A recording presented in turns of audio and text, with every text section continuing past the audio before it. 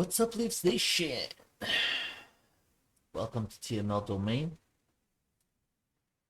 I'm your boy Persian Poppy, and we're gonna do a trade deadline wrap up. Discuss what the Toronto Maple Leafs did, what the roster implications are, what the cap implications are, and what other teams in the Scotiabank North Division did in response or in conjunction with the Toronto Maple Leafs. So I just want to start off with saying,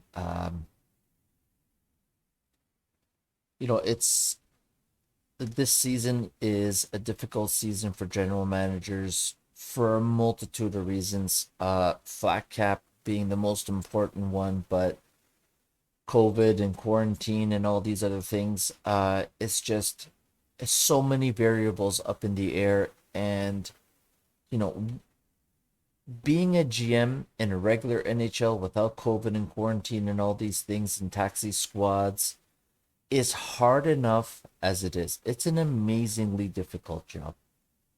But to have to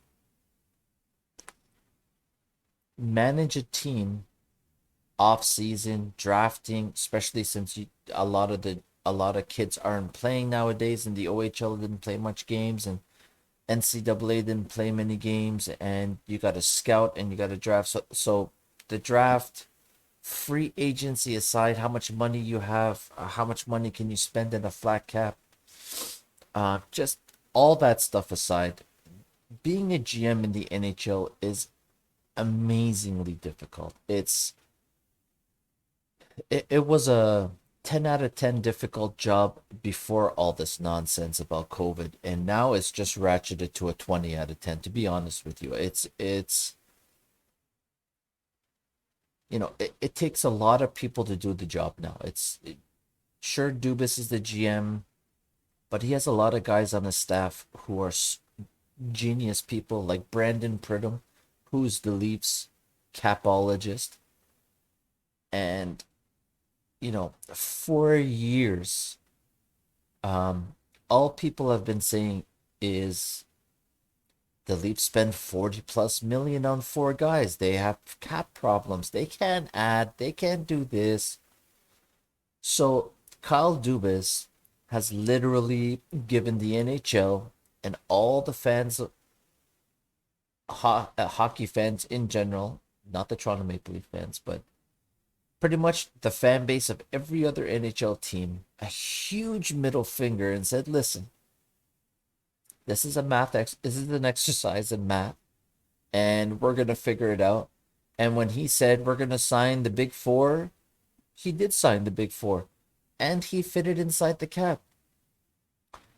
And then he added Joe Thornton, Wayne Simmons, T.J. Brody, Zach Bogosian, Jason Spezza.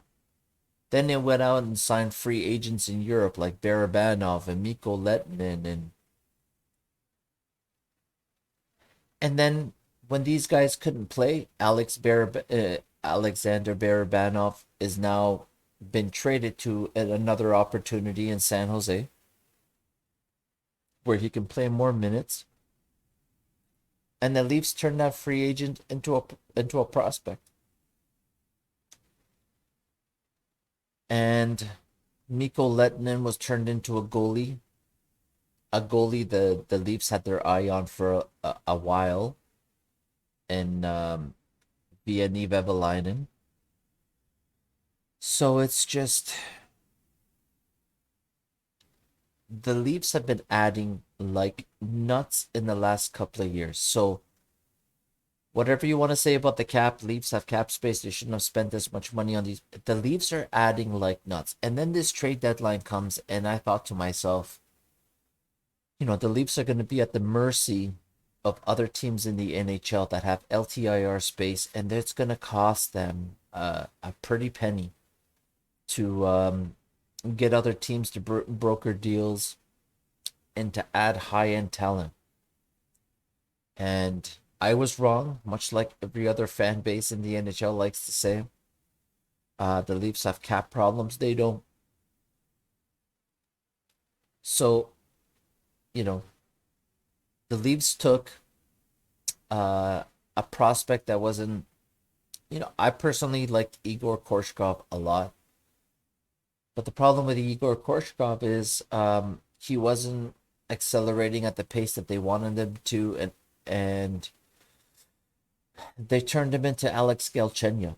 And now Alex Galchenyuk is a piece going forward for the Toronto Maple Leafs.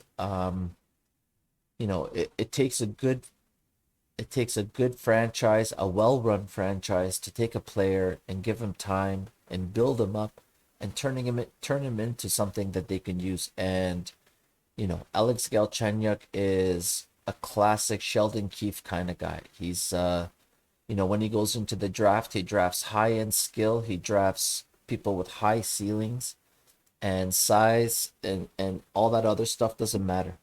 He's looking for the best skill that can translate to the NHL level, and Alex Galchenyuk fits the mold, just like Rodion Amirov fits that mold, just like Topi Niemela fits that mold. Um, Apritzezi, NCAA prospect, fits that mold. These are great picks. Um, so that's going back to as far as February 15th, Leafs trade Igor Korshkov and David Warsofsky for Alex Galchenyuk, and everything started to roll from there. That was February 15th. March 12th, they traded Mikko Lehtonen to another opportunity where he could play more minutes, and they got Vieni Vehviläinen in return, which is somebody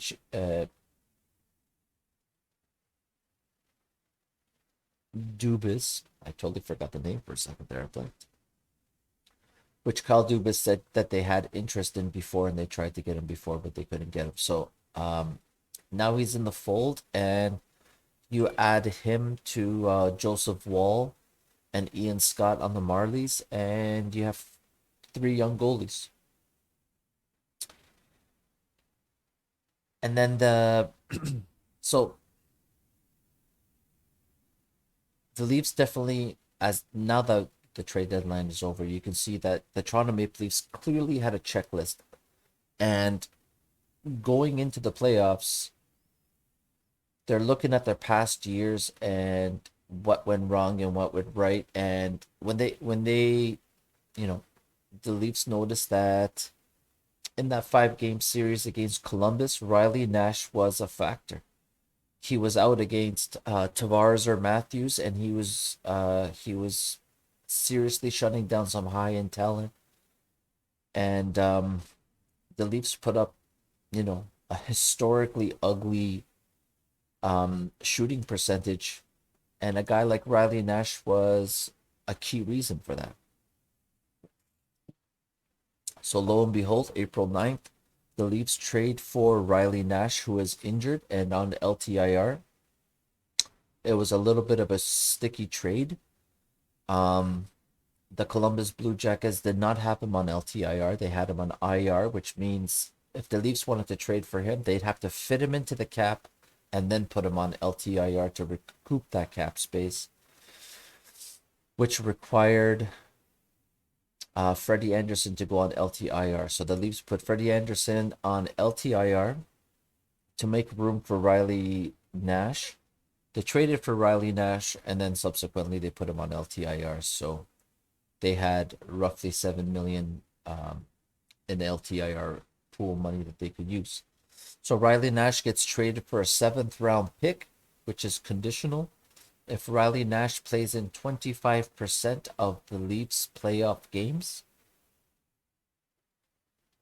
it turns into a 6th round,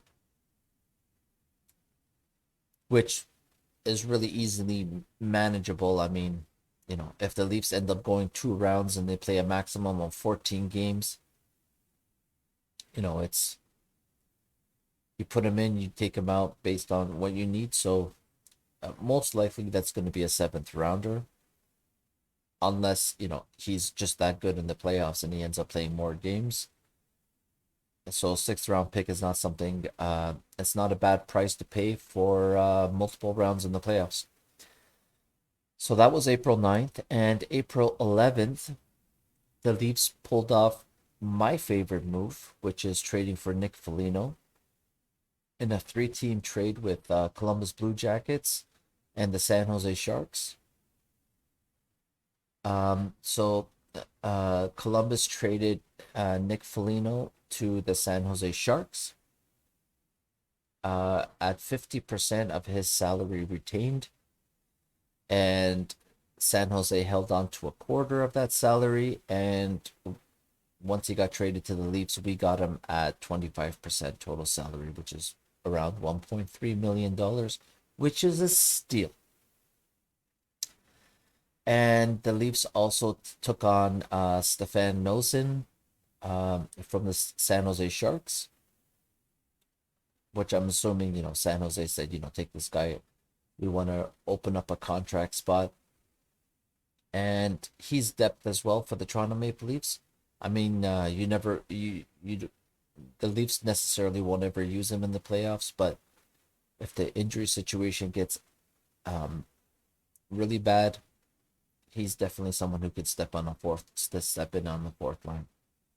So the Leafs ended up trading a first rounder in 2021 and a fourth rounder in 2021 and a fourth rounder in 2022 for a total package of Nick Foligno at 25% salary and Stefan Noesen. And this is another trade that is very indicative of Kyle Dubas understanding the position he's in, the position his team is in, and he's also taking another lesson from the playoffs where, the Leafs have scoring, they have they have a playmaker in Marner, they have a pure goal scorer in Matthews, they have a grinder slash power center in Tavares. They have a playmaker slash scorer in Nylander, and they have a Hyman who's like a Swiss Army knife.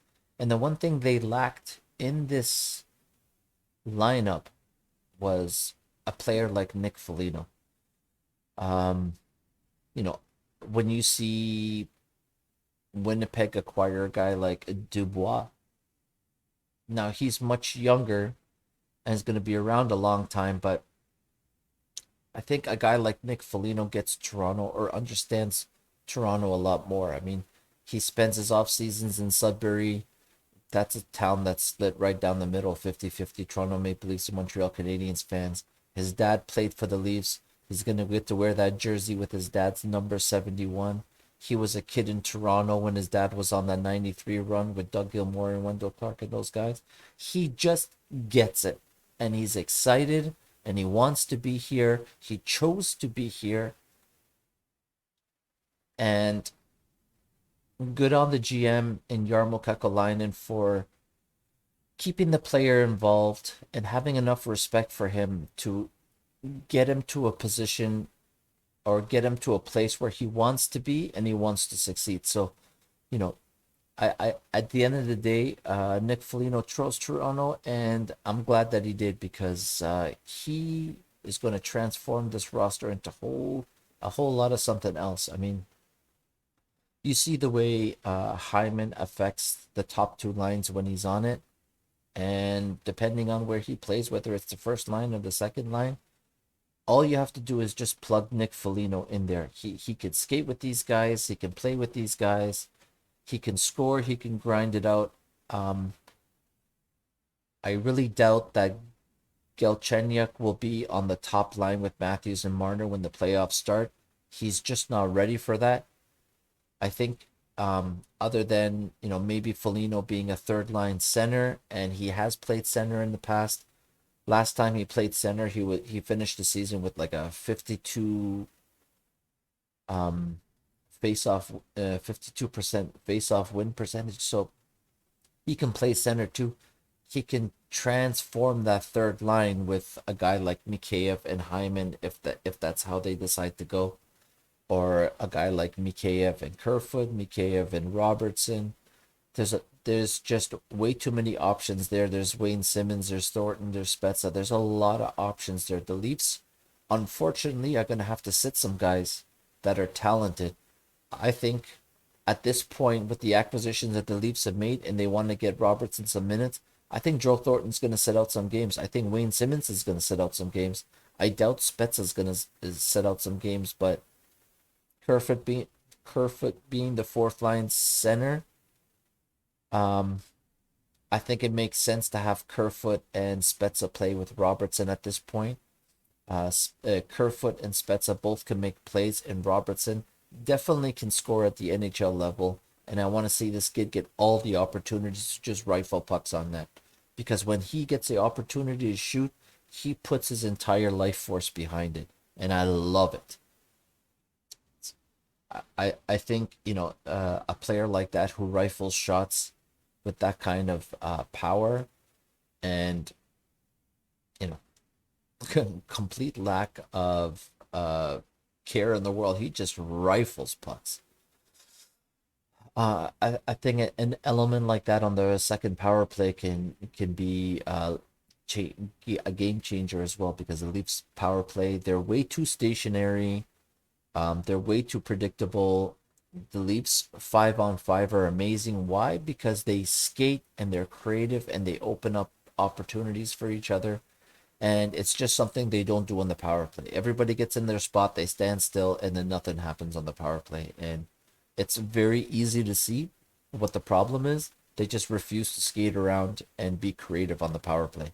I don't know why everybody just goes to their spot, stands still, and nothing happens. I mean, it's not rocket science. So this Nick Foligno acquisition is the key move for the Leafs during the trade deadline. And it's very exciting. I was jumping up and down when it happened, to be honest with you guys.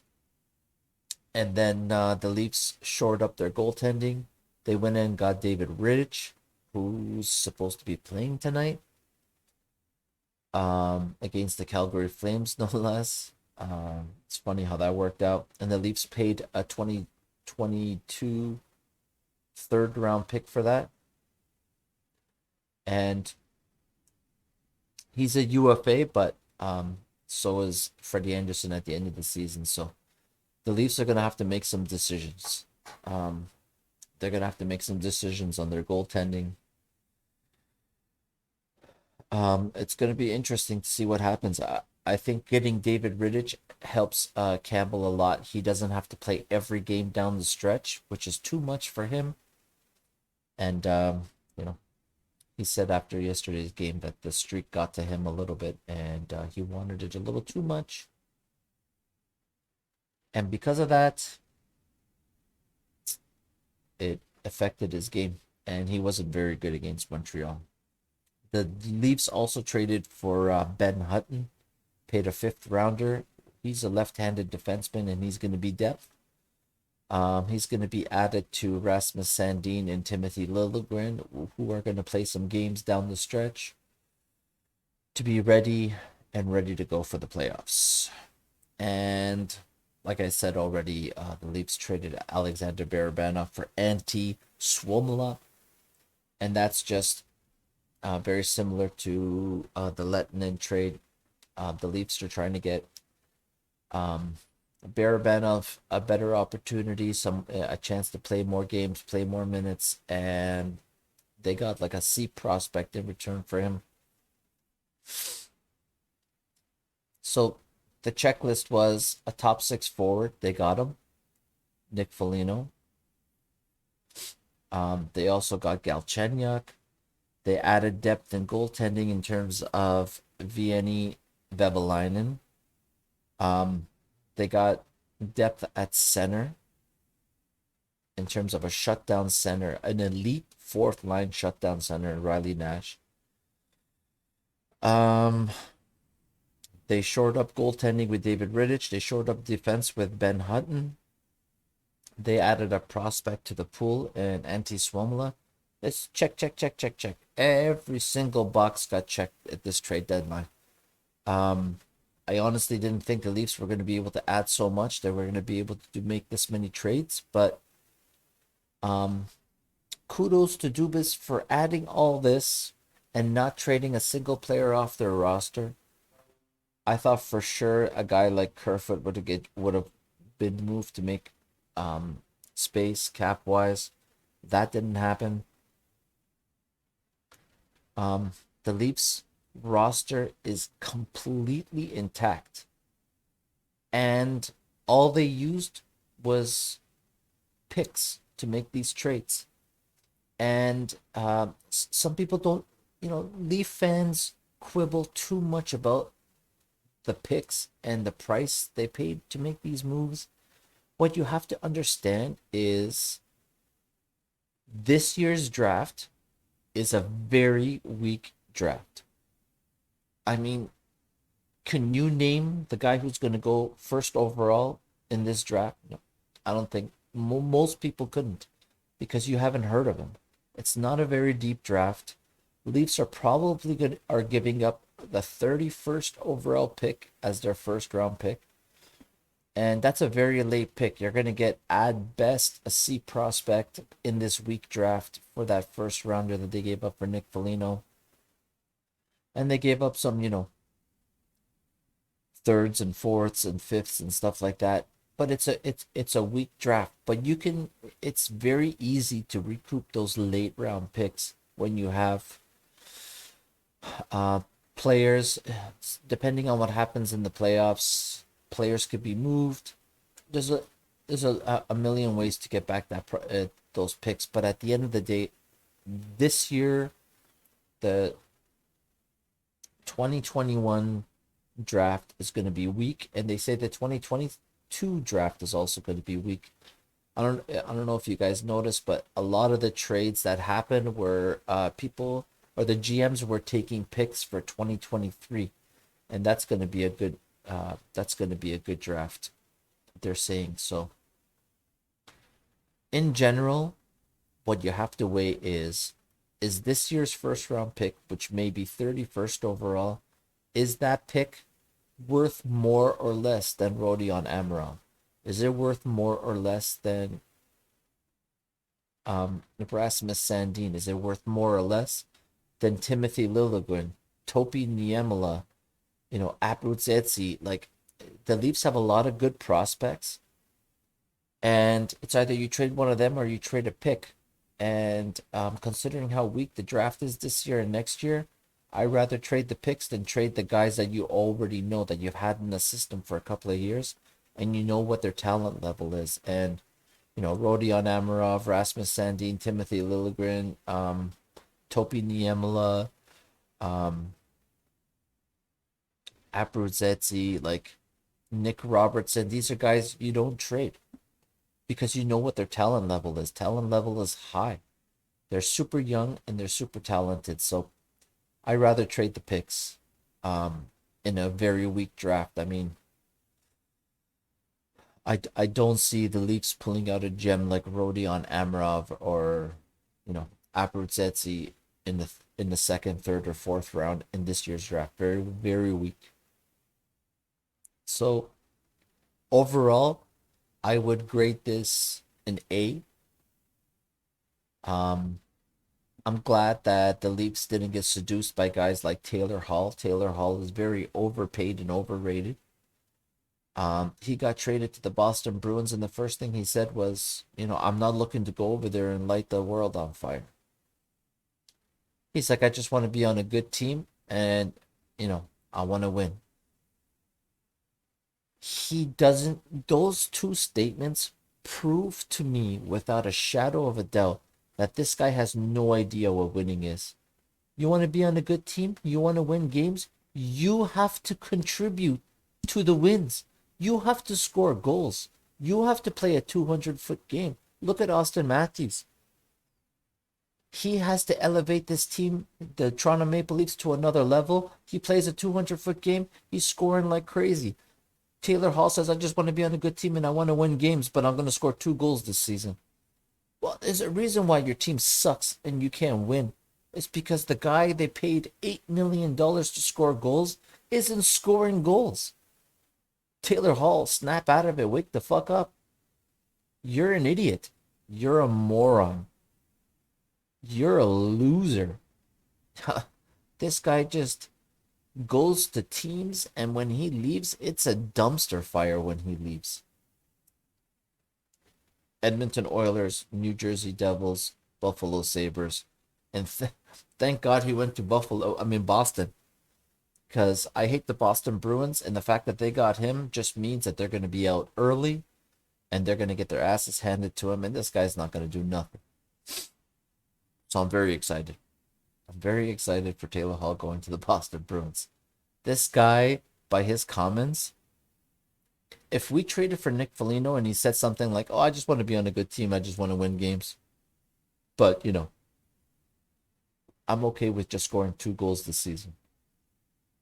The fuck are you talking about, man? Get the hell out of here.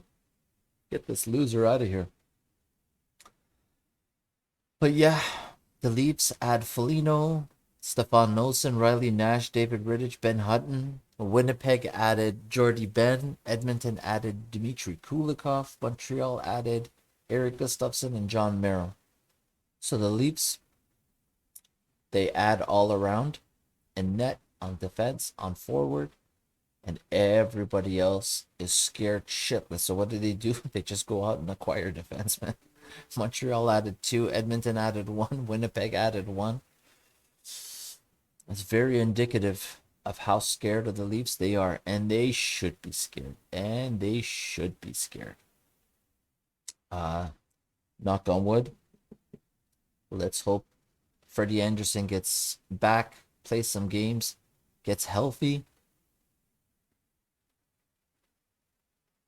is ready to roll for the playoffs, because Freddie is the man.